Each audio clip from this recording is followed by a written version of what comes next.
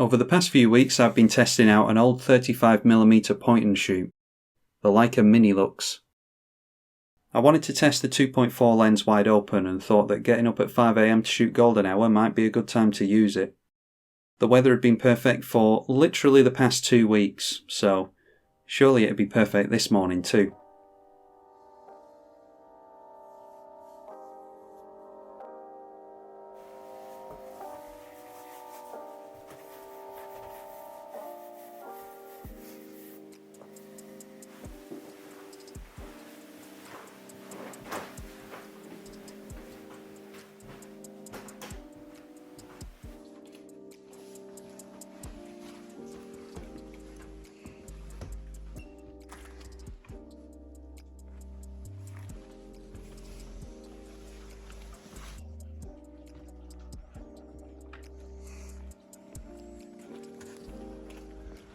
I really wanted to scream at the top of my lungs then.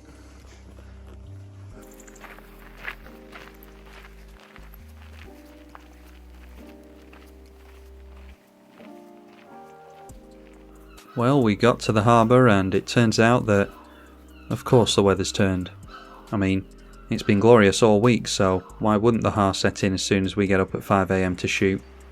The har is mist and fog, by the way, which actually couldn't be much worse for golden hour. Well, it's 6:30 now, about 10 minutes after supposed sunrise, and looking like it's a total bust. I've been messing around with the telephoto lens just to kill time and at least got some shots with that, but yeah, it's a shame. I wanted to test the... Yeah, Helen met a cat. Helen always meets a cat. Yeah, met about 5 since we've been here. I'm pretty despondent here, and that's when I remembered how my therapist told me to try and block out intrusive thoughts and start to consider how I could make the morning not be a complete waste instead. So whilst messing around with the telephoto lens, I wondered what's the easiest and least skill required way to convey the gloominess, and found that the best way to do that must be with black and white. This first shot I got totally spurred me on to keep going. It works. So that was the new mission. To explore somewhere I've already shot, but in new conditions with a new style of photography. I'll do the whole day in black and white and make use of this non-golden hour misty weather.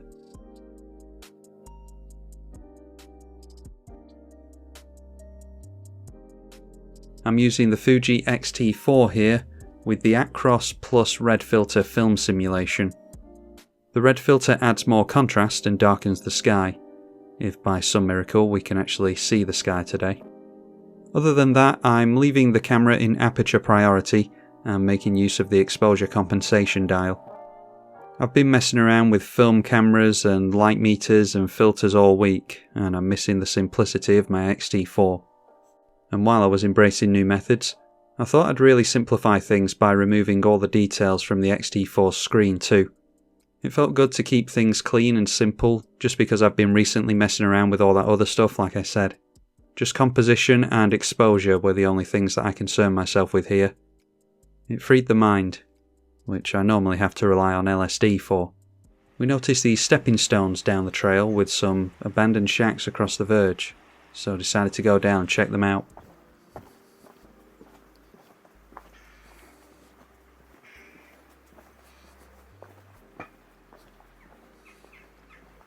This shot's vaguely interesting, which is the most I can typically hope for. Kinda reminds me of those old World War II photos of the Blitz, except there's been no bombs dropped here, and there's a modern van in the back ruining the allure. Modern vehicles and clothes can sort of ruin black and white images, I think.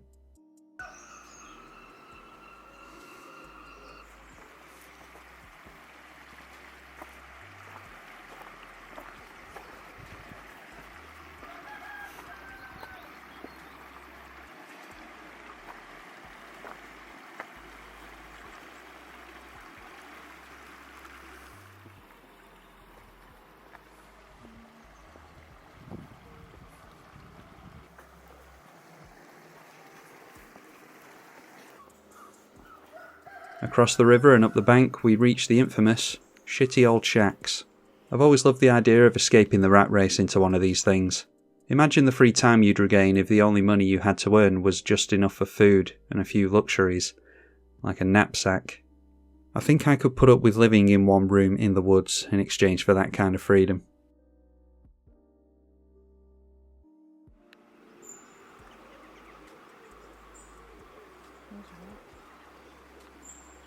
Yeah.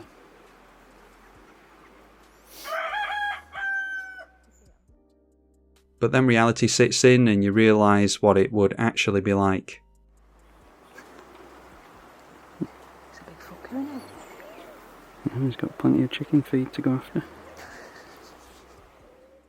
I'd probably still take dog-sized rats over having to go to work every day. We didn't want to venture too far from the harbour, so we headed back down the river towards the coast.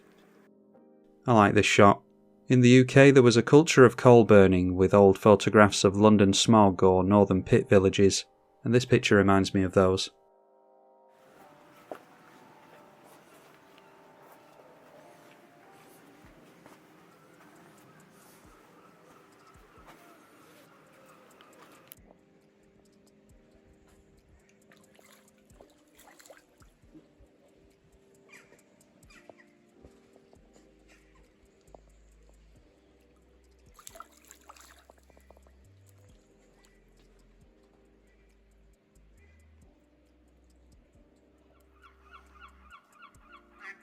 Paddleboarding's something I've always wanted to try too, and when I'm a rich and famous millionaire YouTuber who lives in a rat-infested shack, I might give it a whirl.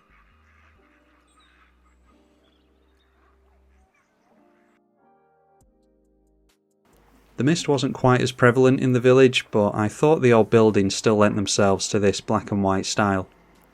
It's just a shame they don't lend themselves to bad photography.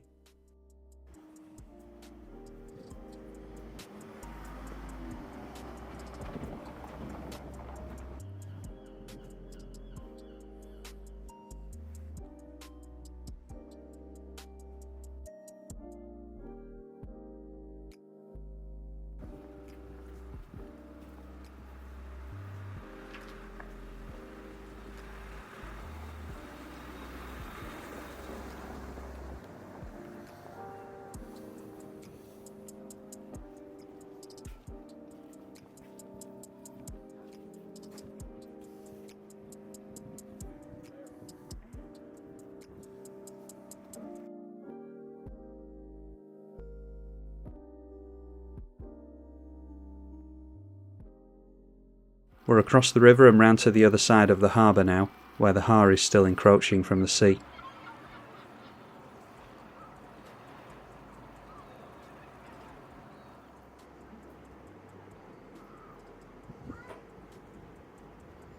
I thought this road sign was a misspelling at first, until I realised that no civilised society would ever name a street that.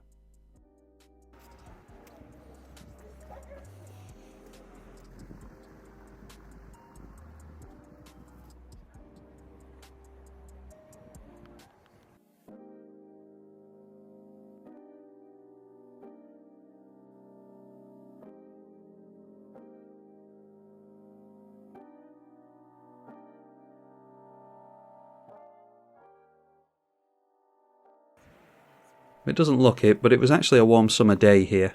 It would have been nice for this guy to be wearing a trench coat and a fedora like it's a film noir scene, but he selfishly wore shorts instead.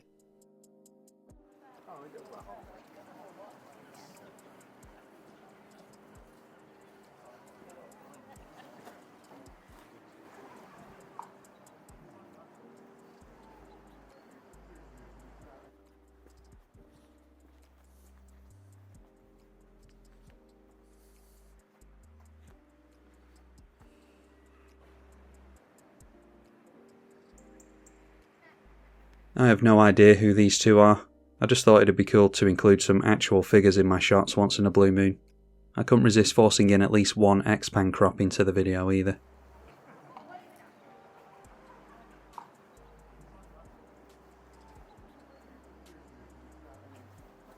The issue with shooting over the water is that there isn't a lot of contrast in the image, which is rectified in these shots.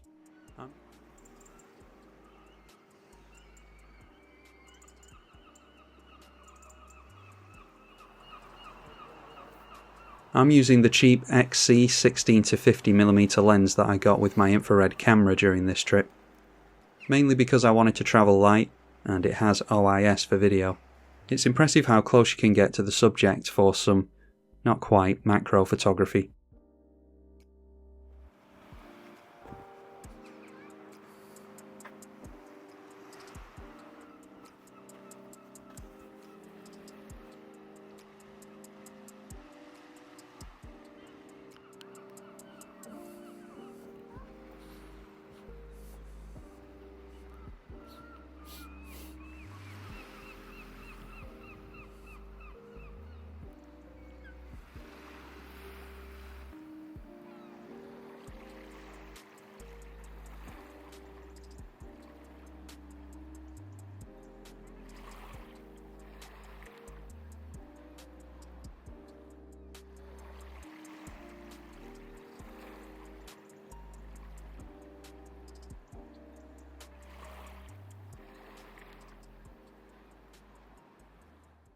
I really like the shots of these rowing boats because of the bright whites and the dark blacks. I've never been into the long, let's make the water look like ice exposure shots though. One, because I can't really be bothered with tripods, and two, because I think it looks really fake. Although it would have made these boats a blurry mess regardless, so it was never actually an option. I suppose I could have done it anyway and pretended to be all bohemian and you just don't get it.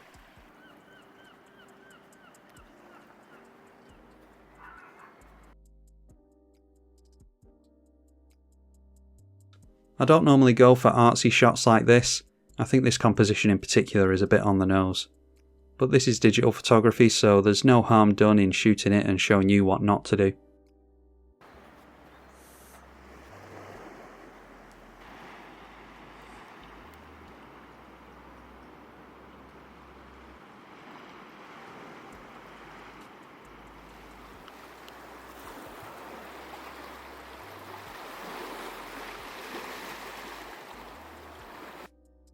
Looking out to sea outside the harbour was really eerie. You couldn't even see halfway up this cliff edge.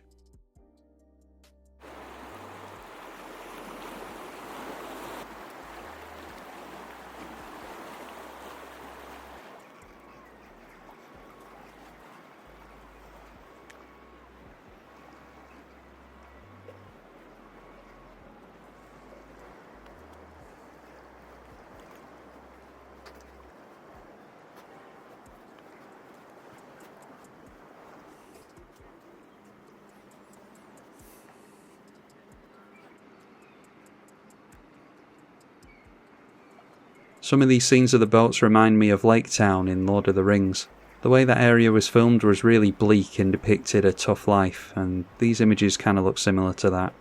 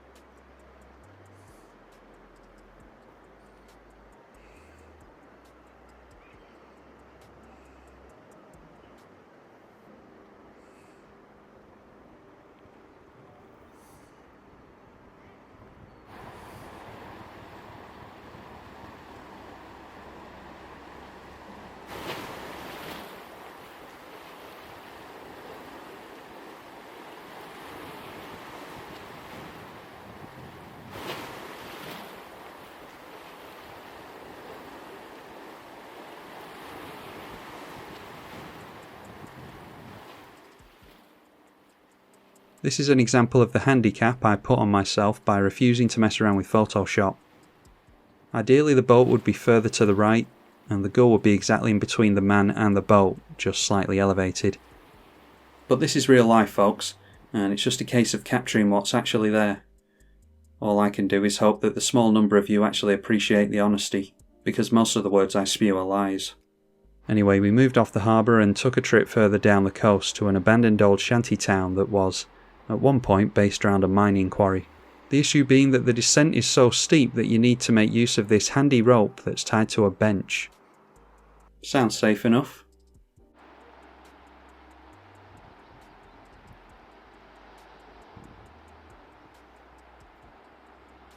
Not wanting to back down from the opportunity to go find my new dream home, I descend first.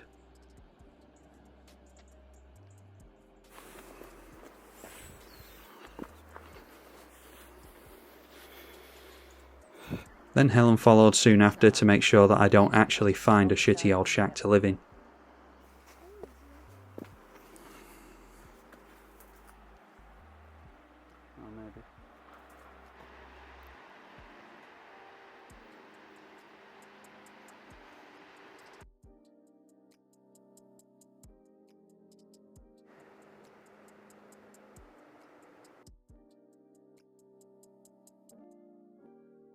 I picked out the first one I saw, and Helen's immediate response was to walk straight into the ocean.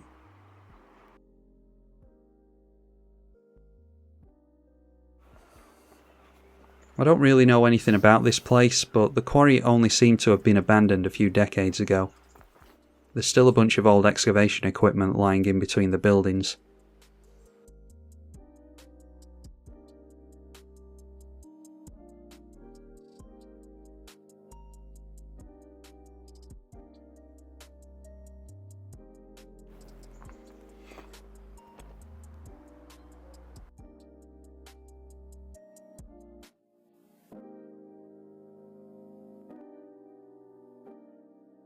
And I'm not sure if it's the fog or the whole abandoned town vibe, but there's something really menacing about this chair.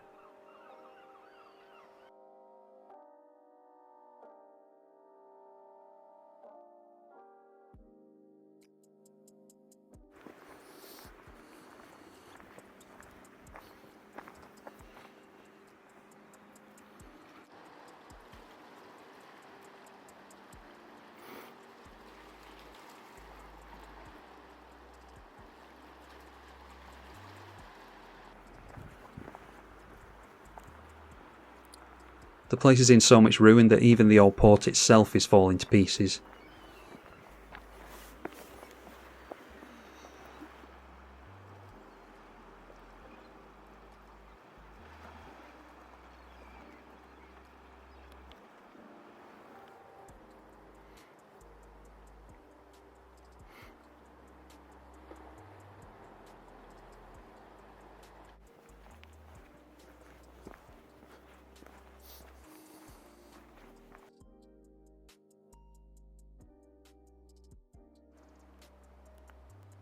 This one was clearly modelled after the Crown of Thorns. Must have been the religious type. It looks like someone already claimed this one at some point and started to renovate. The problem is you don't know if the work was being done last weekend or 5 years ago. I don't even know how you'd get the materials here other than by boat. Unless you fancy abseiling down the descent with roofing materials on your back, which might take a while.